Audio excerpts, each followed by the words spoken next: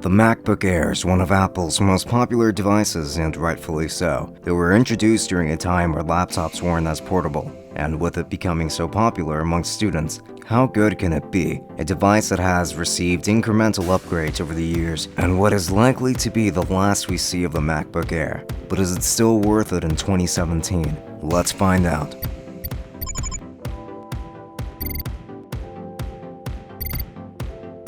The exterior design consists of aluminum that feels very sturdy. This laptop is very well built. On the top, we have the aluminum construction and the glowing Apple logo. On the bottom, we have the 4 rubber feet, aluminum backplate, and the screws holding it up. On the right, we have a Thunderbolt 2 port, a USB 3.0 port, and a full-size SD card slot. On the left, there's a MagSafe connector, 1 USB 3.0 port, and an audio jack. The hinge is very well constructed, allowing you to lift the lid with just one finger. Very impressive for a device this light. This laptop features a 1440 by 900 resolution display. It's definitely nothing impressive. It gets decently bright, but it is just not very sharp. It's definitely noticeable when compared to even the 13-inch MacBook Pro. The resolution on this laptop is pretty low. The keyboard is really good. It has a good amount of travel, which allowed me to get up to speed very quickly. For students, this keyboard will serve you very well because of how good it is for burst typing. The trackpad is another feature that works very well. It's a click pad, so it doesn't have the same haptic feedback like the newer MacBooks, but it's very smooth and precise. Very important aspects for a good trackpad. The webcam is fine, coming at 720p. It will do for video chatting and simple stuff like that. The speakers did surprise me. For something so light, this laptop packs in a decent amount of bass and gets loud enough for personal use. Listen.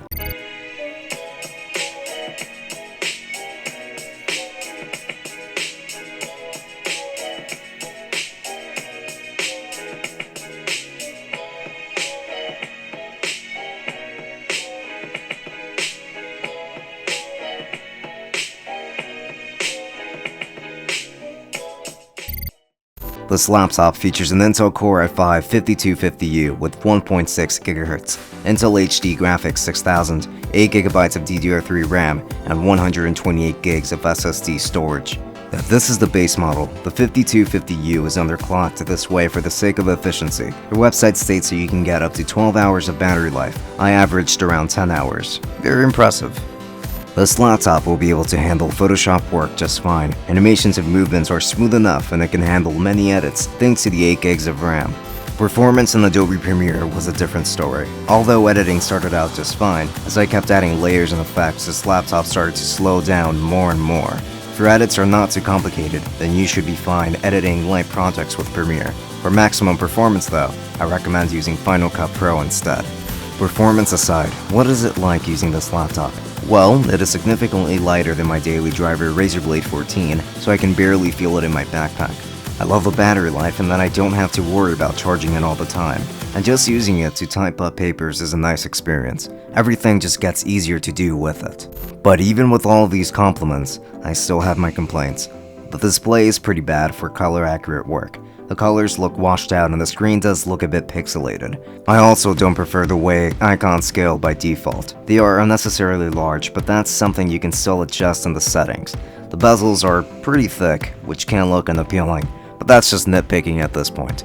Overall, this is a very solid laptop and I would happily recommend it to students who search for a good experience on the go.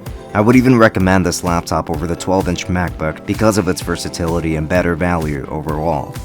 The MacBook Air has everything a student will need. However, if you're looking for a strong performer within the Apple ecosystem, then I recommend you look elsewhere. The 15-inch MacBook Pro will be your best pick in that case. For more content, make sure to subscribe to our channel, and to stay updated on our weekly videos, make sure to click on that bell and enable notifications. For links to everything featured in this video, expect to find those in the description, as well as some suggestions for what to watch next. This has been Francisco from Tech Summit. Thank you for watching, and I will be seeing you all later. Enjoy!